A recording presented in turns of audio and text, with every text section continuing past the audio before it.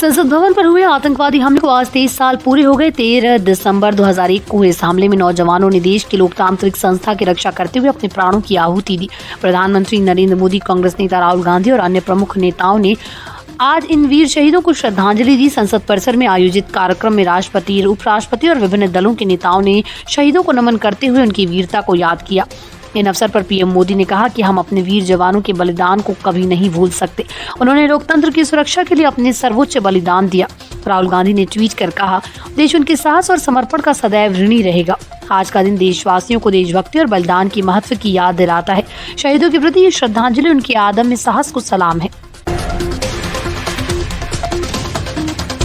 बॉलीवुड की जानी मानी निर्देशक मेघना गुलजार आज अपना 51वां जन्मदिन मना रही। मेघना को उनके परिवार, दोस्तों और फैंस की तरफ से सोशल मीडिया पर ढेर सारी बधाइयां मिल रही है। मेघना गुलजार, जो कि प्रसिद्ध फिल्म निर्माता गुलजार की बेटी है, ने अपने दम पर फिल्म इंडस्ट्री में अपनी पहचान बनाई। उनके निर्देशन में बनी फिल्म जैसे राजी और छपाक ने दर्शकों और आलोचकों दोनों का दिल जीता। उनके पिता गुलजार को ऑस्कर अवार्ड मिलने के बावजूद मेघना ने अपनी मेहनत और कड़ी लगन से बॉलीवुड में एक अलग स्थान बनाया। मेघना के जन्मदिन पर बॉलीवुड के सितारों ने उन्हें बधाई दी और उनके शानदार करियर की सराहना की। फैंस भी सोशल मीडिया पर उन्हें शुभकामनाएं दे रहे हैं, जो उन्हें काम को खूब पसंद करते हैं। भारतीय रिजर्व बैंक को एक ईमेल के माध्यम से बम से उड़ाने की धमकी दी गई, जिससे हड़कंप मच गया। धमकी भरा मेल रूसी भाषा में भेजा गया, जिसे मिलते ही बैंक अधिकारियों ने तुरंत पुलिस को सूचित किया। धमकी मिलने के बाद आरबीआई के मुख्यालय और आसपास के क्षेत्रों में सुरक्षा को कड़ा कर दिया गया। पुलिस और विशेष टीमों ने मौके पर पहुंचकर जांच शुरू कर दी। फिलहाल किसी भी प्रकार के विस्फोटक पदार्थ की पुष्टि नहीं हो पाई है। पुलिस ने इस मामले में अज्ञात व्यक्तियों के खिलाफ मामला दर्ज कर लिया और हमलावरों की पहचान के लिए जाँच जारी है। अधिकारियों का कहना है कि ये धमकी गंभीर रूप से ली जा रही है और मामले की जांच की जा रही है। इस घटना के बाद भारतीय रिजर्व बैंक और आसपास के क्षेत्र में सुरक्षा के इंतजाम बढ़ा दिए गए। गुजरात में हाल ही में हुए घोटालों के बाद प्रधानमंत्री जन आरोग्य योजना से जुड़े सभी अस्पतालों को अब क्लिनिकल एस्टैब्लिशमेंट एक्ट के तहत अनिवार्य रूप से पंजीकरण कराना होगा। इसके अलावा कैंसर उपचार के लिए ट्यूमर बोर्ड प्रमाण पत्र भी प्राप्त करना अनिवार्य होगा। स्वास्थ्य विभाग ने राज्य और जिला स्तर पर राज्य एंटी फ्रॉड यूनिट की टीमें बनाने का फैसला लिया है, जो शिकायतों और संदिग्ध गतिविधियों के आधार पर अस्पतालों का निरीक्षण करेंगी। नई गाइडलाइंस के तहत कार्डियोलॉजी और कार्डियोवैस्कुलर सर्जरी से संबंधित प्रक्रियाओं के लिए अस्पतालों में पूर्णकालिक विशेषज्ञों की नियुक्ति जरूर होगी। साथ ही मरीजों को एंजियोग्राफी या एंजियोप्लास्टी की प्रक्रिया की सीटी दी जाएगी। इसके अलावा नवजातों और विशेष रूप से आईसीयू में बच्चों के इलाज के लिए भी नई गाइडलाइंस तैयार की गई, जिसमें एनआईसीयू, एसएनसीयू जैसे उपचार के लिए सीसीटीवी की अनिवार्यता भी शामिल है। 1 जनवरी 2024 से अहमदाबाद में पालतू कुत्तों का पंजीकरण अनिवार्य कर दिया गया। नागरिकों को अब पालतू कुत्ते रखने के लिए नगर निगम में ऑनलाइन पंजीकरण कराना होगा, जिसके लिए 200 रुपए का शुल्क लिया जाएगा। पंजीकरण के दौरान कुत्ते की तस्वीर, पालतू कुत्ते रखने की जगह की तस्वीर और आवश्यक प्रमाण पत्र भी जमा करने होंगे। सुप्रीम कोर्ट की गाइडलाइंस और animal birth control dogs rules 2023 के अलावा रेबीज फ्री अहमदाबाद पहल के तहत ये कदम उठाया गया। इस गाइडलाइन के अनुसार 90 दिनों के भीतर पालतू कुत्ते का रजिस्ट्रेशन कराना अनिवार्य होगा। ये कदम शहर को साफ सुथरा और सुरक्षित रखने के साथ साथ पालतू कुत्तों के स्वास्थ्य को लेकर जागरूकता बढ़ाने का उद्देश्य रखता है। अधिकारियों का कहना है कि ये पहल नागरिक और पालतू जानवरों के लिए सुरक्षा सुनिश्चित होगी। तमिलनाडु के एक प्राइवेट हॉस्पिटल में भीषण आग लग गई, जिससे अस्पताल में अफरा तफरी मच गई। आग की लपटों से बचने के लिए मरीज और उनके तीमारदार जान बचाने की कोशिश करते हुए नजर आए। हादसे में 6 लोगों की मौत हो गई, जिनमें से अधिकांश की मौत लिफ्ट में दम घुटने से हुई।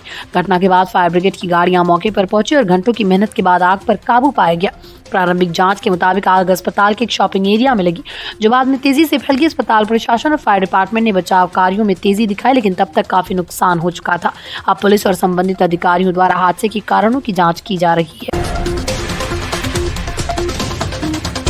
देश में कई हिस्सों में इस समय भीषण शीतलहर का सामना किया जा रहा है। दिल्ली और उत्तर प्रदेश समेत 11 राज्यों में मौसम विभाग ने शीतलहर की चेतावनी जारी की। दिल्ली में आगामी दिनों में तापमान गिरने की संभावना है, जिससे शीतलहर और घने कोहरे की स्थिति बन सकती है। इस दौरान सुबह और रात के समय में सड़क यात्रा में दिक्कतें हो सकती हैं। मौसम विभाग के अनुसार कर्नाटक के कई जिलों में भारी बारिश के कारण येलो अलर्ट जारी किया गया। इसके कारण क्षेत्रीय नागरिकों को संभावित बाढ़ और जलभराव से बचने के लिए सतर्क रहने की सलाह दी गई। राज्य में अगले कुछ दिनों तक बारिश जारी रहने की संभावना है। नागरिकों को सलाह दी गई कि वो मौसम की स्थिति के अनुसार यात्रा करें और जरूरी एहतियात बरतें।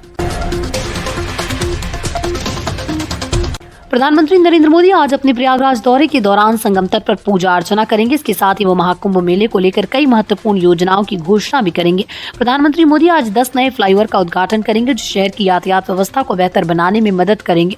इन फ्लाईओवरों से न सिर्फ ट्रैफिक जाम में कमी आएगी, बल्कि यात्रियों को भी यात्रा में आराम मिलेगा।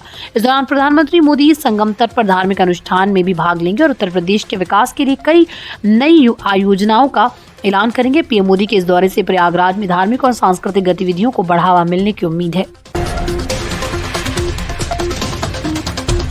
आज से लोकसभा में संविधान पर 2 दिवसीय चर्चा की शुरुआत हो गई। इस चर्चा में कांग्रेस और बीजेपी के बीच तीखी बहस हो सकती है। रक्षा मंत्री राजनाथ सिंह इस बहस की शुरुआत करेंगे और प्रधानमंत्री नरेंद्र मोदी शनिवार को इस बहस का जवाब देंगे। इस चर्चा से पहले प्रधानमंत्री नरेंद्र मोदी ने एक अहम बैठक की, जिसमें गृह मंत्री अमित शाह, रक्षा मंत्री राजनाथ सिंह और बीजेपी अध्यक्ष जेपी नड्डा भी मौजूद थे। बैठक में रणनीति पर विचार विमर्श किया गया। इस बहस का उद्देश्य संविधान की अहमियत और उसकी धारा पर विचार करना है। राजनीतिक गलियारों में इस बहस को लेकर जमकर हलचल मची हुई है, क्योंकि इसमें सरकार और विपक्ष के बीच तीव्र विचार विमर्श हो सकता है। ये चर्चा भारतीय लोकतंत्र के भविष्य को लेकर महत्वपूर्ण साबित हो सकती है।